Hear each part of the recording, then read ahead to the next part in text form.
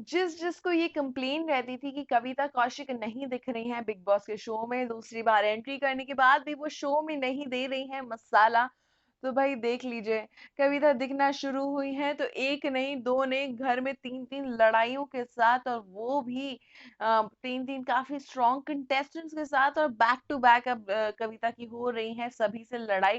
क्या सारे घर वाले कविता को सॉफ्ट टारगेट मान के कर रहे हैं उनको टारगेट, या फिर कविता कौशिक की ये स्ट्रैटेजी की लड़ाई करो और दिखते जाओ? तो भाई हम आपको बता दें कि आप किससे लड़ाई कर रही थी Kavita Kaushik. Hello, this is Lisa Gangwani, और जैसा कि मैंने कहा कि आपको बताने वाली हूँ कि भाई किससे अब लड़ पड़ी कविता कौशिक, तो वो कोई और नहीं, वापस से वही इंसान आ गया है कविता के रडार पर जिससे कविता ने शुरुआत की थी, वो है एजाज खान। जी हाँ, एजाज से अब भिड़ गई है कविता, और फिर से भिड़ी है खाने के ही मामले पर।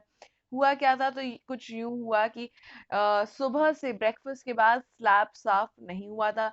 लंच की ड्यूटी रहती है कविता कौशिक की, कविता कर रही थी स्लैब को साफ, क्लीन कर रही थी, और ऐसे में एजाज बोलते हैं, कविता अगर आपका काम हो गया है तो जल्दी से हट जाइए।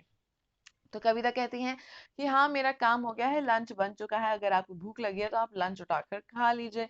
लेकिन एजाज तो अपने अंडे बनाने के लिए वहां पर खड़े हुए थे, जिस पर कविता बार बार बोलती है अगर इतनी ही भूख लग रही है तो खा लीजिए ना लंच, अंडे बनाना जरूरी है क्या?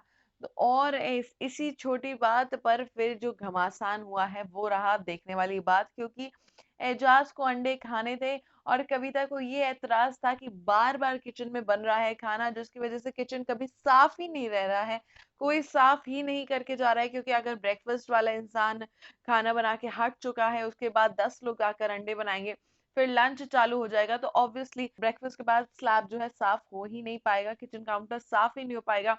और उसके बाद लंच के बाद भी अगर यही पूरा रूटीन चलेगा, तो फिर तो किचन काउंटर कभी साफ ही नहीं हो पाएगा। इसी बात को लेकर कविता कहती है कि जो अब अंडा बना रहा है, मैंने लंच के बाद कर दिया है किचन प्लेटफॉर्म साफ, अब जो भी अंडा बनाएगा उसकी ड्यूटी रहेगी कि वो करे किचन काउंटर साफ, क्योंकि अब मैं नहीं करने वाली हूँ। जिस पर कविता ये भी बोलती हुई नजर आ रही है कि आप लोग पहले ही बना लीजिए, या एक ही बार में बना लिया करिए, अंडे बार बार बनाने से किचन काउंटर जल्दी गंदा होता है। तो एजाज काउंटर में ये बोलते हुए नजर आ रहे हैं कि जब तक हमारा मन करेगा हम तो बनाएंगे।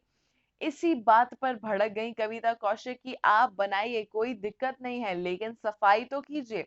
जिस पर एजाज अपने वही उसी मोड में आ गए हैं, एंग्री मैन वाले मोड में, जहां पर वो सामने वाले इंसान के इतना करीब पहुंचते जाते हैं लड़ते लड़ते कि सामने वाला इंसान ही हो जाए अनकंफर्टेबल। लेकिन इस बार कविता कौशिक ने एजाज के इस मूव को दे दिया जवाब, और उन्होंने हल्का सा पुश करके उनको कह दिया कि मेरे नजदीक मत आना। भाई अब ये तो हो गया, अब इस हल्के से पुश का भी बना घर में मुद्दा। सारे घर वाले कविता के अगेंस्ट हो गए, बोलने लगे कि नहीं कविता ने दिया है धक्का। सिर्फ रुबीना, अभिनव और निकी कविता की बात सुनते हुए नजर आए, बाकी सब के सब एजाज के साथ खड़े हो गए, अली जासमिन भी, कि कविता ने दिया है धक्का। कहीं ना कहीं जासमिन ये बोलती हुई नजर आ रही थी अगर आप उनके फेस में जाएंगे तो आपको रिएक्शन तो मिलेगा ना।